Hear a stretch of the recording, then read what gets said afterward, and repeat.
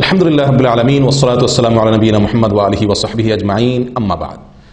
সম্মানিত দর্শক ভাই বোনেরা, আমাদের জীবনে অনেক সমস্যার মুখোমুখি আমরা হয়ে থাকি এবং সমস্যার সমাধানের জন্য কত না উপায়, কত না ব্যবস্থা আমরা গ্রহণ করে থাকি। সমাধানের জন্য কত দিকে আমরা ছুটোছুটি দৌড়দৌড়ি করে থাকি।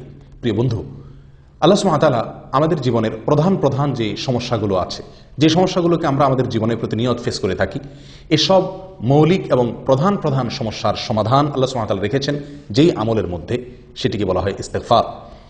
এবং শুধু সমস্যার সমাধান নয়, আল্লাহ সুবহানাহু ওয়া তাআলা আমাদেরকে অত্যন্ত আকর্ষণীয় কয়েকটি পুরস্কার দান করবেন যে আমলের মাধ্যমে, সেটি হলো ইস্তেগফার। সূরা নূহ যদি আমরা তেলাওয়াত করে দেখতে পাবো, আল্লাহ সুবহানাহু ওয়া তাআলা আল্লাহর নবী নূহ আলাইহিস সালামের একটি বক্তব্য তিনি কোট করে বলছেন। নূহ আলাইহিস সালাম তার জাতিকে লক্ষ্য করে বলেছিলেন, ফাকুলতু ইস্তাগফিরু রাব্বাকুম ইন্নাহু কানা গাফফারা। অর্থাৎ আল্লাহর নবী নূহ আলাইহিস সালাম তার জাতিকে লক্ষ্য করে বলেছিলেন যে তোমরা ইস্তেগফার করো, তোমাদের রবের কাছে তোমরা ক্ষমা প্রার্থনা করো, মাপ চাও, তাতে কি হবে, কি লাভ হবে? নাম্বার 1, ইন্নাহু কানা গাফফারা, নিঃসন্দেহে তিনি ক্ষমাশীল, তোমাদেরকে ক্ষমা করবেন। প্রিয় বন্ধু, একজন মুমিনের জীবনে যত সমস্যা আছে তার মধ্যে সবচেয়ে বড় সমস্যা, সবচেয়ে বড় প্রধান সমস্যা হলো যে তিনি আল্লাহর কাছে অপরাধী হয়ে আছেন। আল্লাহর কাছে অপরাধী হয়ে থাকার কারণে তার দুনিয়ার জীবনে সুখ শান্তির কমতি এবং ঘাটতি তিনি অনুভব করবেন এবং আখিরাতের জীবনের অশান্তি তো রয়েই গেছে। অতএব এই প্রধান সমস্যা সেটি আল্লাহ তাআলা দূর করবেন, অর্থাৎ আমরা ক্ষমা পেয়ে যাব। নাম্বার 2, আল্লাহ সুবহানাহু ওয়া তাআলা পরবর্তী আয়াতে নূহ আলাইহিস সালামের জাতিকে লক্ষ্য করে তার ইস্তেগফারের বিনিময়ে আল্লাহর পক্ষ থেকে ঘোষিত সেই পুরস্কার বা সমস্যার সমাধানের কথা আল্লাহ তাআলা বলেন। কি সেটা হলো, আল্লাহ সুবহানাহু ওয়া তাআলা বলেন যে ফাকুলতু ইস্তাগফিরু রাব্বাকুম ইন্নাহু কানা গাফফারা ইউরসিলিস সামাআ আলাইকুম মিদরারা। আল্লাহ সুবহানাহু ওয়া তাআলা ইস্তেগফার করলে কি হবে? অনাবৃষ্টির সমস্যা দূর করে দিবেন। আল্লাহ তাআলা রহমতের বৃষ্টি জনপদে বেশি বেশি নাজিল করবেন যদি তারা ইস্তেগফার করে। নাম্বার 3, ওয়ায়ুমদিদকুম বিআমওয়ালিন ওয়া বানিন। যাদের সম্পদের অভাব, দারিদ্রতা, আজ আমাদের অনেকেরই অর্থের অভাব, এটি বড় একটা সমস্যা জীবনের। প্রিয় বন্ধু, সেই সমস্যার সমাধান আল্লাহ সুবহানাহু ওয়া তাআলা রেখেছেন ইস্তেগফারের মধ্যে। আমরা যদি ইস্তেগফার করি, আল্লাহ তাআলা বলেন ওয়ায়ুমদিদকুম বিআমওয়াল, শুধু সম্পদ দিবেন না, এমন সম্পদ দিবেন যেটি আমাদেরকে শক্তিশালী করে, যেটি আমাদেরকে সমৃদ্ধ করে, যেটি আমাদের হাতকে মজবুত করে, অর্থাৎ কাজের সম্পদ, বরকতের সম্পদ আল্লাহ তাআলা দান করবেন। ওয়া বানিন, অনেকেরই সন্তানহীনতার সমস্যা আছে, সম্পদ আছে কিন্তু সন্তান নাই। আল্লাহ সুবহানাহু ওয়া তাআলা সন্তানহীনতার সমস্যা দূর করে দিবেন। নিঃসন্তান থাকার যে সমস্যা, সেটি আল্লাহ তাআলা দূর করবেন ইস্তেগফারের মাধ্যমে। অতএব যদি কেউ ইস্তেগফার করে, আল্লাহ তাআলা তাকে সন্তান দান করবেন। হাসান বসরি রাহমাতুল্লাহর কাছে কেউ যদি সন্তানহীনতার অভিযোগ নিয়ে আসতো, তিনি বলতেন ইস্তেগফার করো। আমাদের আজকাল সন্তান না হলে আমরা কত আমল খুঁজে বেড়াই, আমল হাতের কাছেই রয়ে গেছে, সেটা হলো আপনি ইস্তেগফার করেন। শুধু সন্তান নয়, আল্লাহ তাআলা এমন সন্তান দিবেন যে সন্তান আপনাকে শক্তিশালী করবে। আল্লাহ বলেন ওয়ায়ুমদিদকুম বিআমওয়াল ওয়া বানিন, আল্লাহ তাআলা সম্পদ এবং সন্তান দিয়ে তোমাদেরকে শক্তিশালী করবেন, সমৃদ্ধ করবেন, সহযোগিতা করবেন, সাহায্য করবেন। অর্থাৎ যে সন্তান, যে সম্পদ আমাদের কাজে আসবে, যেটি আমাদের হাতকে শক্তিশালী করবে, আমাদেরকে দুর্বল করবে না। প্রিয় বন্ধু, ইস্তেগফারের মাধ্যমে আমরা প্রধান গুরুত্বপূর্ণ 3টি সমস্যার সমাধান এখানে পেয়ে যাচ্ছি। প্রথমত, আল্লাহ তাআলা আমাদেরকে মাফ করবেন, ক্ষমা পেয়ে যাব। দ্বিতীয়ত, অনাবৃষ্টি সমস্যা দূর হয়ে রহমতের বৃষ্টি আমরা পাবো। তৃতীয়ত, আমাদের অর্থের অভাব অনটন আল্লাহ তাআলা দূর করবেন। চতুর্থত, আল্লাহ তাআলা সন্তানের যে অভাব, সেটা আল্লাহ তাআলা দূর করবেন ইস্তেগফারের মাধ্যমে। এবং পরবর্তীতে আল্লাহ সুবহানাহু ওয়া তাআলা আরো কয়েকটি পুরস্কারের কথা বলছেন। আল্লাহ সুবহানাহু ওয়া তাআলা বলেন ওয়ায়ুমদিদকুম বিআমওয়ালিন ওয়া বানিন ওয়া ইয়াজআল লাকুম জান্নাতিন ওয়া ইয়াজআল লাকুম আনহারা। আরো 2টি পুরস্কারের কথা আল্লাহ তাআলা পরবর্তী আয়াতে বলছেন। যদি তোমরা ইস্তেগফার করো, তাহলে আল্লাহ সুবহানাহু ওয়া তাআলা বাগ বাগিচা, ক্ষেত খামার, ফসল, এগুলো আল্লাহ সুবহানাহু ওয়া তাআলা বাড়িয়ে দিবেন। রিজিক বেড়ে যাবে, অর্থ আছে, সন্তানও আছে, কিন্তু ক্ষেত খামার, ফসল ইত্যাদি ভালো হয় না, এটাও একটা সমস্যা। আল্লাহ তাআলা সেই সমস্যার সমাধান রেখেছেন ইস্তেগফারের মাধ্যমে। ফসল ইত্যাদি বেশি হবে যদি আল্লাহর কাছে আমরা ইস্তেগফার করি। নাম্বার 6, আল্লাহ সুবহানাহু ওয়া তাআলা বলছেন ওয়াজআল লাকুম আনহারা, আজআল লাকুম জান্নাতিন ওয়া ইয়াজআল লাকুম আনহারা, এবং তোমাদের জন্য নদী, নালা, নহর, প্রসবন, ঝর্ণা, পানির যে সমস্যা, আসমান থেকে নাজিল হওয়া পানি, এটি আল্লাহ তাআলার একটি রহমত। আর জমিনে এরকমভাবে নদী, নালা ইত্যাদিতে পানি থাকা, খাল বিল ইত্যাদিতে পানি পরিপূর্ণ থাকা প্রয়োজন অনুপাতে, সেটা আরেকটা আল্লাহ তাআলার নিয়ামত, সেটিও পাওয়া যাবে ইস্তেগফারের মাধ্যমে। 6টি নিয়ামত আমরা এই আয়াত থেকে, শুধুমাত্র এই 3টি আয়াত থেকে আমরা পেয়ে গেলাম। প্রিয় বন্ধু, ইস্তেগফারের মাধ্যমে আরো একটি জীবনের বড় সমস্যার সমাধান আল্লাহ তাআলা রেখেছেন, সেটি হলো বিপদ আপদ, মুসিবত। এমন কোনো মানুষ নেই যার জীবনে বিপদ আপদ আসে না, যিনি বিপদ মুসিবতের সম্মুখীন হন না। এরকম কোনো লোক আমরা একটি মানুষও সারা পৃথিবীতে খুঁজে পাবো না। প্রত্যেকটা লোকের জীবনে বিপদ আপদ এবং মুসিবত আসে। প্রিয় বন্ধু, এই মুসিবত আসলে আমরা অস্থির হয়ে যাই, খুব বেশি টেনশন করি। টেনশন আপনি করেন, চিন্তা আপনি করেন, কিভাবে সে সমস্যা থেকে আপনি উত্তরণের পথ খুঁজে পাবেন, সে চেষ্টা আপনি করেন। কিন্তু বন্ধু, আপনি যত বেশি চিন্তা এবং টেনশন করবেন তার চাইতে বেশি আপনাকে ইস্তেগফার করা উচিত, কারণ ইস্তেগফার বেশি করার মধ্যেই আল্লাহ সুবহানাহু ওয়া তাআলা মুসিবত থেকে বের হওয়ার উত্তরণের পথ সেখানে আল্লাহ তাআলা রেখে দিয়েছেন ইস্তেগফার করার মধ্যে। এ বিষয়ে আমরা অত্যন্ত গুরুত্বপূর্ণ এবং বেশ শক্তিশালী কয়েকটি দলিল আমরা নিতে পারি। নম্বর 1, আদিপিতা আদম আলাইহিস সালাম তার জীবনে যখন সবচেয়ে বড় সমস্যার তিনি সম্মুখীন হলেন, জান্নাত থেকে আল্লাহ তাআলা বের করে দিলেন, আল্লাহ অসন্তুষ্ট হয়ে গেলেন, তখন তিনি আল্লাহ সুবহানাহু ওয়া তাআলার কাছে ইস্তেগফার করেছিলেন। আল্লাহ তাআলা তাকে তখন তার সেই সমস্যা দূর করেছিলেন।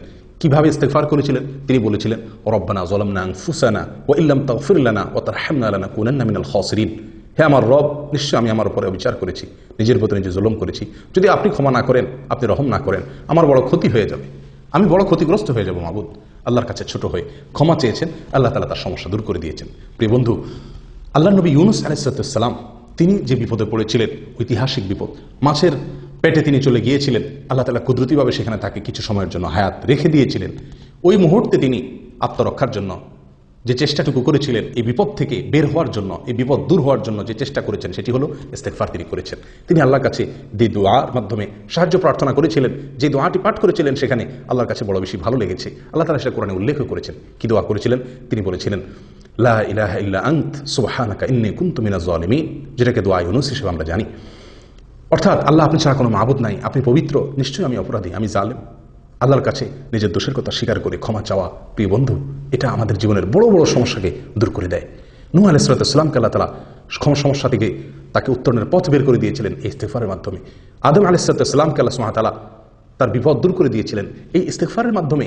আমাদের নবী সাল্লাল্লাহু আলাইহি সাল্লাম বলেছিলেন, কালিমাতু আখি জিন্নুন, আমার ভাই জিন্নুনের যে বাক্য, লা ইলাহা ইল্লা আনতা সুবহানাকা ইন্নী কুনতু মিনাজ জালিমিন, এটাকে তোমরা আঁকড়ে ধরো, বলো, তাহলে কি হবে? আল্লাহ তাআলা তোমাদের বিপদ আপদ দূর করে দিবেন। প্রিয় বন্ধু, কোরআনে কারিমে এই আয়াতটি, এই দোয়াটি, ইউনুস আলাইহিস সালামের এই দোয়াটি উল্লেখ করার পর আল্লাহ সুবহানাহু ওয়া তাআলা বলেন, ওয়া কাযালিকা নুনজিল মুমিনিন, আমি যেভাবে এই দোয়ার মাধ্যমে, ইস্তেগফারের মাধ্যমে আমার নবী ইউনুসকে বিপদ থেকে আমি মুক্ত করেছিলাম, ঠিক একইভাবে, একই পদ্ধতিতে আমি ইমানদারদেরকেও এই সমস্যা থেকে আমি বের হওয়ার, যে কোনো বিপদাপদ থেকে বের হওয়ার পথ দেখাবো এই দোয়ার মাধ্যমে, অর্থাৎ ইস্তেগফারের মাধ্যমে।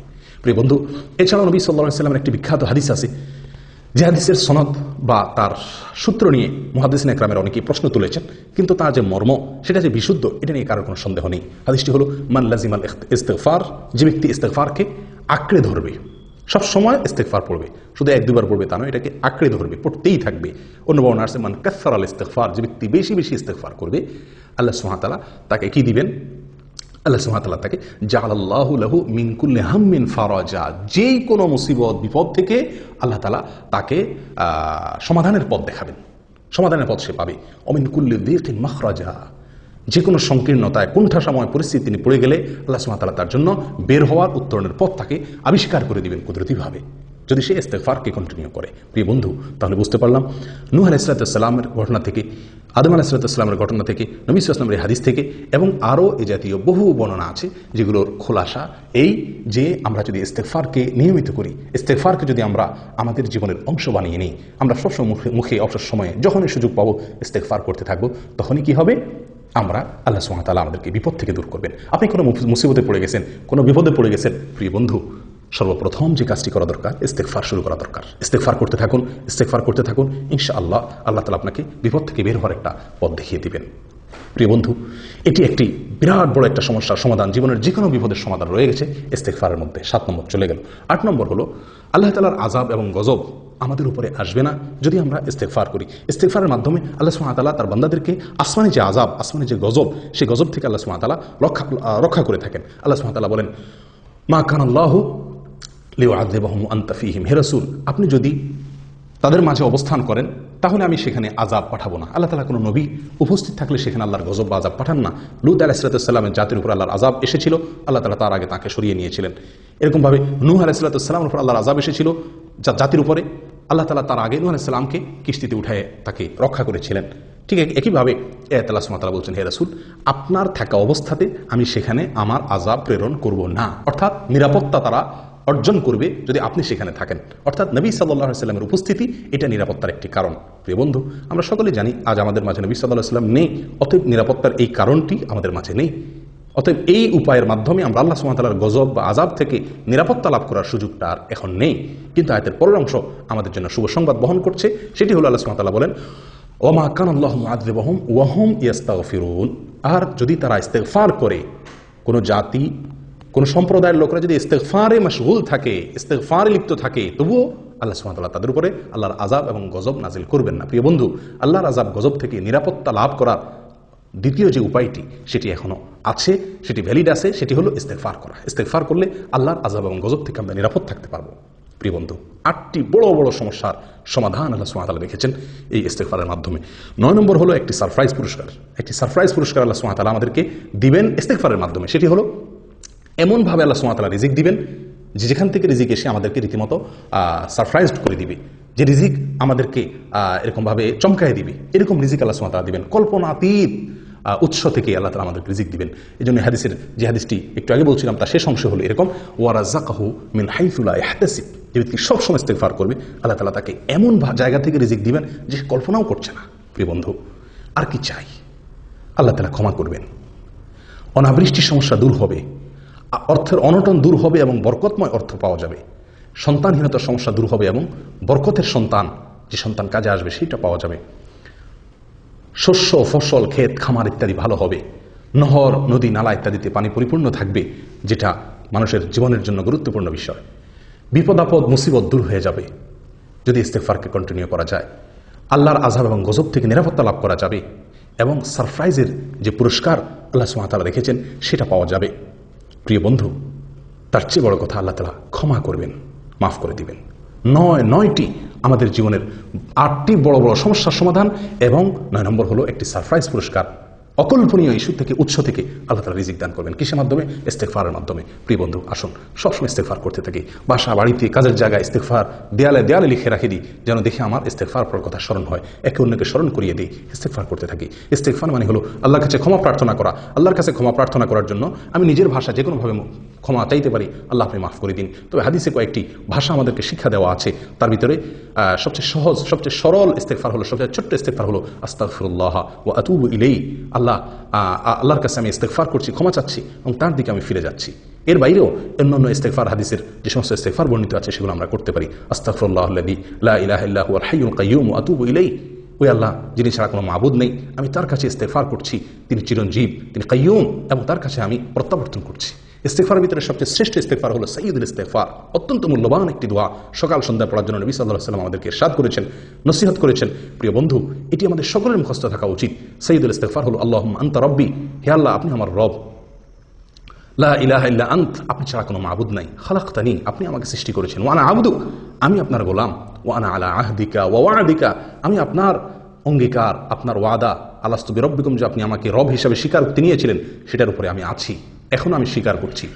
ওয়া আনা আলা আহদিকা ওয়া ওয়া'দিকা মাস্তাতা'তু, যতটুকু সম্ভব আমি সেই স্বীকারোক্তির উপরে এখনো অটল আছি।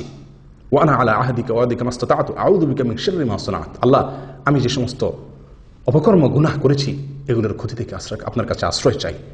ওয়া আউযু বিকা মিন শাররি মা সানা'ত আবুউ লাকা বিনি'মাতিকা আলাইহি, আল্লাহ আপনি যে নিয়ামত আমার প্রতি দিয়েছেন আমি সেটাকে স্বীকার করি। ওয়া আবুউ লাকা বিযামবি, আল্লাহ আমি যে অপরাধ করেছি সেটাকেও আমি স্বীকার করি। ফাগফিরলি ফাইন্নাহু লা ইয়াগফিরু যুনুবা ইল্লা আন্ত, অতএব আমাকে ক্ষমা করে দিন, কারণ আপনি ছাড়া আমাকে কেউ ক্ষমা করতে পারবে না। আসুন ভাই, ইস্তেগফারকে সবসময় নিয়মিত ইস্তেগফারকে আমার জীবনের অংশ বানিয়ে নিই, আমার অবসর সময়গুলোকে পরিপূর্ণ করে দিই ইস্তেগফারের মাধ্যমে। আল্লাহ তাআলা আমাদের সকলকে বেশি বেশি ইস্তেগফার করার তৌফিক দান করুন। সকল কল্যাণের অধিকারী হওয়ার পরেও আমার নবী সাল্লাল্লাহু আলাইহি ওয়াসাল্লাম দৈনিক 70 বার ইস্তেগফার করতেন আল্লাহর কাছে। আমরা 70 বার কয়জন মানুষ ইস্তেগফার করতে পারি? বরং আমাদের তার বেশি করা উচিত। কমপক্ষে আস্তাগফিরুল্লাহ, আস্তাগফিরুল্লাহ এই বাক্যটি অর্থ সহকারে বুঝে আল্লাহর কাছে নিজেকে অপরাধী হিসাবে ছোট তুচ্ছ করে পেশ করে আল্লাহর কাছে ক্ষমা প্রার্থনা করি। আল্লাহ তাআলা আমাদের সকলকে আমল করার তৌফিক দান করেন। জাযাকুমুল্লাহ।